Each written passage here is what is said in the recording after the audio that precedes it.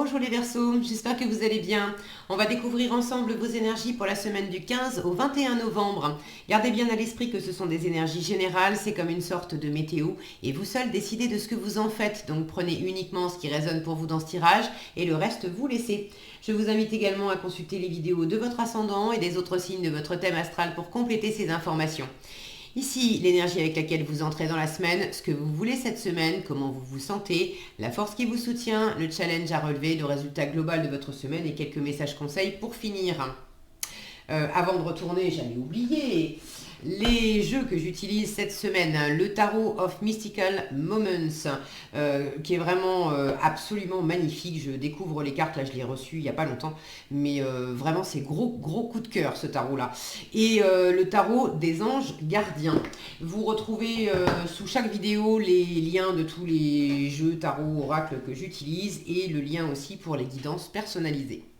Alors là, on est bon, on est parti. Donc, vous avez le soleil, le fou, le 3 de denier, la mort, l'as d'épée et le 9 de bâton. Ok, vous avez la moitié du tirage en arcane majeur, soleil, fou et mort. Donc des énergies assez fortes. Un as dans les mineurs. J'ai quand même la notion ici d'avoir des énergies assez fortes pour vous soutenir, pour vous encadrer, des énergies qui peuvent évidemment dépasser cette semaine-là. Là, c'est des énergies de transformation. Et de transformation pour le meilleur. Hein. Vous entrez dans la semaine avec un soleil. Vous finissez avec un œuf de bâton. Il ne faut pas lâcher l'affaire. J'ai l'impression qu'il y a une transformation profonde et c'est déjà une transformation profonde intérieurement. Là, j'ai deux lignes, soleil, fou, 3 de denier, où j'ai une sensation d'ouverture au monde, de se lancer dans une nouvelle aventure, de faire des choses ensemble, d'être dans le fait de briller. On est à l'extérieur avec le soleil, alors on se montre soi-même, on se lâche aussi avec le fou. Il y a cette notion de libération, de co-création, de faire ensemble, de se tourner vers l'extérieur. Et ici, j'ai beaucoup d'intériorité et aussi une sensation d'enfermement intérieur qui est justement en train d'être dépassé. Donc c'est assez beau à voir aussi parce que autant il y a de l'ouverture, puis il y a vraiment une volonté hein, de briller, de s'éclater en partageant des choses avec les autres. Et ce que vous êtes en train de métamorphoser d'abord, c'est en vous. Et après, évidemment, ça va aussi impacter l'extérieur. Mais la métamorphose, le changement, ça vient d'abord de vous. De libérer quelque chose en vous pour pouvoir mieux en profiter à l'extérieur. Et c'est quelque chose qui est en train de se faire, c'est pas que cette semaine. Je pense que ça a déjà démarré avant. Ça va se poursuivre au-delà de cette semaine. C'est pas fini avec le 9 de bâton. Là, en résultat, on vous dit reste déterminé, reste motivé, continue sur ta lancée. T'es presque au bout. T'es pas encore arrivé tout à fait en bout de cycle, mais t'es presque au bout. Alors, vous entrez dans la semaine avec le soleil. Une merveilleuse énergie de chaleur, de lumière, de joie, de partage. Ça peut être des retrouvailles, des réconciliations si vous étiez éloigné de personnes que vous aimez, s'il y avait eu un froid ou simplement de l'éloignement géographique. Le soleil peut parler de rapprochement physique, de se retrouver. Plus généralement, c'est une carte qui de toute façon parle de s'éclater soi-même, de briller, d'être pleinement à sa place, de se montrer tel qu'on est et de se montrer sous son meilleur jour. Alors pas en faisant semblant, mais parce qu'on vibre à l'intérieur, on rayonne et du coup on se montre pleinement comme on est dans ces vibrations de joie. Et le soleil, c'est aussi prendre avec l'environnement. Là, je sens qu'il y a une envie de partager avec les autres, d'être dans des échanges, dans des discussions, dans de la création aussi. C'est votre état d'esprit, 3 de denier. C'est à la fois passer du temps avec les autres, mais c'est aussi créer. Avec le 3 de denier, les deniers, on est dans la matière. Donc 3 de denier, c'est la co-création, c'est le partenariat. Là, on a cette jeune fille qui est en train de créer une fleur avec les oiseaux, celui-là qui a une brique dans son bec, celui-là qui tient un marteau, bref. C'est la notion d'avoir chacun des ressources, des compétences. Alors quand je dis des ressources, ça peut être du temps, de l'argent, des compétences, de l'énergie, plein de choses, mais cette complémentarité qui apporte une richesse pour construire des choses que seul on ne construirait pas. Il y a cet adage qui dit que seul on va plus vite, mais ensemble on va plus loin. Et là, vous avez vraiment envie, ensemble, d'aller plus loin. Ce que vous voulez cette semaine avec le fou, c'est quand même prendre une sorte de pari. À la fois vous libérer de quelque chose. Alors je sens que vous voulez à la fois vous libérer de cette ligne d'énergie que j'ai en bas. Il y a quelque chose intérieurement qui vous enferme. Une part de vous sans doute qui était... comment vous dire ça? Je vous sens pas dans des énergies d'ermite, isolé du monde, à parler à personne, etc. Non. Mais il y a sans doute une part de vous qui était peut-être plus secrète, en tout cas plus fermée intérieurement, plus rigide. Et quand bien même vous aviez envie de partager des choses avec l'extérieur, il y avait une part intérieure qui vous empêchait d'en profiter pleinement. Et ça, vous êtes en train de vous en défaire. C'est un processus qui est déjà bien entamé, qui n'est pas terminé non plus. Ce qui est un peu challengeant pour vous, c'est justement de trouver la clé de ça, As d'épée, de sortir, d'avoir un nouveau point de vue sur une situation. Alors ça peut concerner un partenariat particulier. Le partenariat, c'est le 3 de denier. Quand je dis partenariat, ça peut être professionnel, ça peut être amoureux, ça peut être amical, familial, bref. Quelque chose à partager, à créer, à co-créer avec une ou plusieurs personnes. Et là, il y a peut-être une décision à prendre, un nouvel état d'esprit à adopter, une solution à trouver pour se libérer de quelque chose ou pour... faire un pas aussi pour arriver à se lancer dans quelque chose. Et ça, c'est un petit peu challengeant pour vous. Maintenant, j'ai cette notion aussi que pour trouver la solution, pour trouver la clé à ce qui vous préoccupe, pour aller justement plus loin dans l'avenir et plus loin ensemble, il y a une solution à trouver. C'est comme si ce que vous vivez au présent vous apporte une clé et il faut trouver la serrure. Et la serrure, regardez, le mouvement de la tête là, c'est en repartant à l'envers, c'est en repartant dans le passé, en faisant une espèce de rétrospective qu'on trouve la serrure. Comme si ce que vous étiez en train de développer, le fou, vous voulez aller de l'avant. Là, j'ai le mouvement, mais j'ai le même mouvement, mais en sens inverse. Je veux aller, ça tourne vers la droite, vers le futur. Donc je veux me libérer de quelque chose pour aller vers le futur, je veux faire un pas pour aller vers le futur, je veux prendre un pari sur l'avenir en fait. Je veux développer quelque chose, résolument tourner vers l'avenir. Et ça me donne une clé en fait, ça me donne un élément. Ce que vous êtes en train de vivre là, ça vous donne un élément concret, justement pour dépasser ce côté enfermant. Vous aviez créé comme une espèce de cage intérieure. Et là, c'est vraiment... si mon focus veut bien, voilà. C'est symbolisé, enfin, c'est magnifique, quoi. C'est la cage thoracique. Donc, la cage thoracique, c'est ce qui protège aussi les poumons, le siège de la respiration, le siège des émotions. Là, on trouve les poumons, le cœur, tout ce qui permet de respirer, d'aimer profondément. C'est protégé par une cage et vous étiez protégé. Là, j'ai cette notion aussi de rose et d'épines que vous aviez des épines pour faire une forme de protection aussi. Alors, vous étiez blessé. C'est le truc qui se mord la queue là. Et c'est là aussi où je sens que vous avez besoin de revenir dans le passé pour, à la lumière de ce que vous êtes en train de développer, pour comprendre comment vous avez déjà vécu ça. Alors, comment vous avez déjà vécu ça, en fait. Les blessures, les épines, l'enfermement.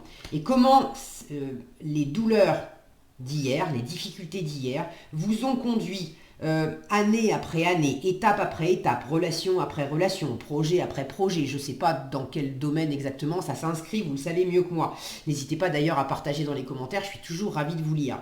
Mais là, il y a quelque chose qui vous demande de revenir dans le passé pour voir comment, étape après étape, il y a des blessures qui ont été générées par l'extérieur et qui ont fait que vous avez construit une cage pour vous protéger. Et cette cage, elle-même, est devenue comme des épines avec lesquelles c'est vous-même qui génériez des choses qui vous blessaient et qui pouvaient blesser l'environnement. Après, c'est juste une partie de ping-pong qui se reproduit et qui se reproduit sans cesse. Et là, il y a comme une forme de compréhension. Alors, vous l'avez en challenge parce que pour l'instant, c'est pas encore bien clair. Mais par la force des choses, ce qui est en train de se créer, de se manifester, il y a une forme de reconnaissance dans le 3 de denier où on est fier de soi, où l'extérieur aussi nous apporte cette validation de notre travail. Alors le travail concret, mais aussi le travail, ça peut être le travail personnel, l'investissement personnel qu'on a eu dans une situation. Il y a quelque chose avec l'extérieur, dans la relation avec l'extérieur, qui vient valider le fait que oui, c'est une bonne chose, cette transformation que vous avez déjà amorcée depuis un moment, c'est une vraiment bonne chose de revenir à l'intérieur de vous et d'examiner cette notion de protection, de cage que vous aviez mise en place depuis des lustres et qu'il est temps maintenant de vous libérer de cette cage. Et de vous libérer de vous-même. Hein. Le 9 de bâton que vous avez en résultat, alors en résultat, on vous dit lâche pas l'affaire, t'es presque au bout. Ok, oui, il y a des choses qui n'ont pas été évidentes. Tu peux commencer aussi à te sentir un peu fatigué et usé parce que ça fait longtemps que tu travailles là-dessus, ça fait longtemps que tu portes ce projet, ça fait longtemps que tu essayes de mener à bien cette relation ou de faire tenir cette relation si vous êtes déjà en relation amoureuse par exemple et que c'est une relation qui à la fois est forte et en même temps compliquée. Ça fait longtemps, des blessures il y en a eu, des cicatrices il y en a, bon. Mais dans une relation, le fait d'être en co-création, ça veut dire que chacun amène sa part. Et on ne peut décemment pas dire, et là c'est peut-être aussi une compréhension nouvelle et un nouveau point de vue aussi à adopter qui est forcément challengeant parce que piquant et dérangeant, ça pique quand on s'aperçoit que merde, j'ai aussi ma part à jouer là-dedans. Ça me fait pas plaisir de le reconnaître. C'est plus facile de me poser en victime en disant ah c'est l'autre qui n'a pas été gentil avec moi et c'est à cause de l'autre que que j'ai toutes ces cicatrices. Mais la vérité c'est que sur ces branches là, j'ai une jolie rose et j'ai aussi des épines. Est-ce qu'il y a quelqu'un qui force cette femme à se coller la main sur les épines? Non, elle le fait toute seule. Là, cette cage, est-ce que vous avez l'impression que c'est quelqu'un qui a construit une cage à l'extérieur de cette femme? Non, ça fait partie d'elle. Donc là, il y a quelque chose, vous vous réappropriez, et c'est en revisitant le passé, en revenant aussi dans alors le passé concret, ce que vous avez vécu, mais aussi les anciennes valeurs, les anciennes pensées, les anciens schémas de se faire à l'envers, comment dire, il me manque un mot, voilà, les démonstrations intellectuelles qu'on se fait, étant donné que y a ça et qu'il y a ça, pour moi ça veut dire que, alors automatiquement ça m'amène à, et on saute de conclusion en conclusion comme ça, et ça fait tellement longtemps que ça tourne d'une certaine façon dans notre tête que on a pris l'habitude d'aller rapidement au fait que, grosso modo, si c'est joli et attirant, forcément ça va me faire mal, ça va me blesser. Si je dois aimer et que vraiment ça me fait vibrer, forcément il y a du malheur qui va avec. Vous voyez l'idée ? C'est là qu'on se retrouve dans des croyances, dans des jugements limitantes. Je mérite pas l'amour ça fait forcément mal, on va forcément me trahir ou des choses comme ça. On saute d'un tout début de quelque chose où on n'a même pas encore toutes les informations, tout de suite à la conclusion que on va se blesser. Et ça, vous êtes en train de remonter le schéma de pensée qui vous amène maintenant assez rapidement à sauter de rose à épine égale mal égale vas-y, laisse tomber, touche pas. Or, vous êtes en train de toucher justement, et c'est justement pour votre bien que vous avez amorcé cette transformation parce que vous vous rendez compte que c'est plus vivable pour vous. Votre première victime, c'est vous-même. Et le premier bourreau, c'est vous-même aussi. Je dis vous, pour ceux qui ne savent pas, je ne suis pas Verseau, enfin je suis Balance, mais ascendant Verseau. Passé un certain âge, on dit au-delà de 40 en général, moi je m'approche des 50, donc voilà, c'est plutôt l'ascendant qui prend le pas. Bon, moi c'est vrai que je me reconnais pas mal, à la fois dans des tirages de Balance et souvent dans des tirages de Verseau. Donc je connais parfaitement ce processus aussi.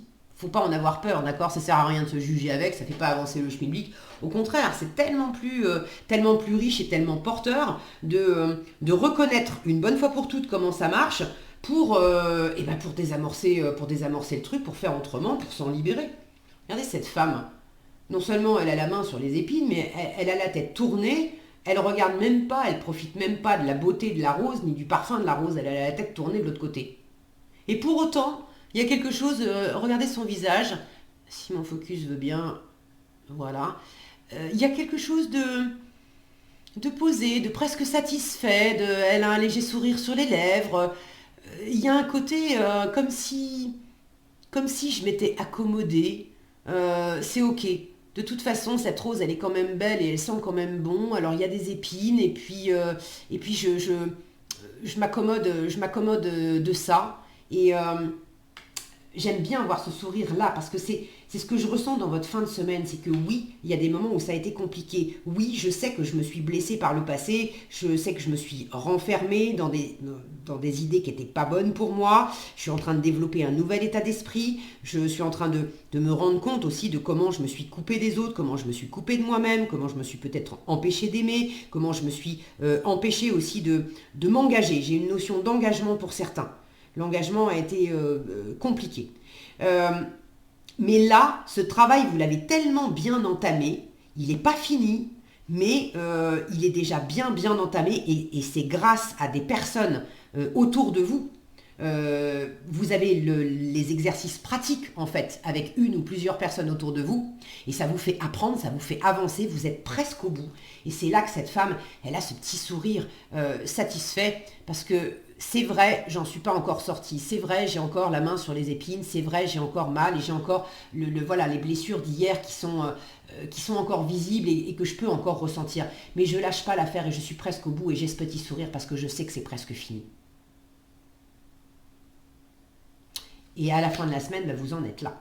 C'est vrai, c'est pas encore fini. Et vous avez qu'une envie, c'est d'avoir bouclé le cycle avec le fou.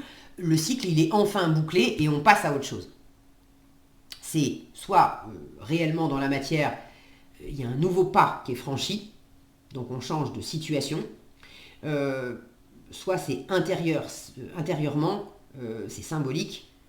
On a enfin compris le truc, on a enfin désamorcé quelque chose et c'est fini.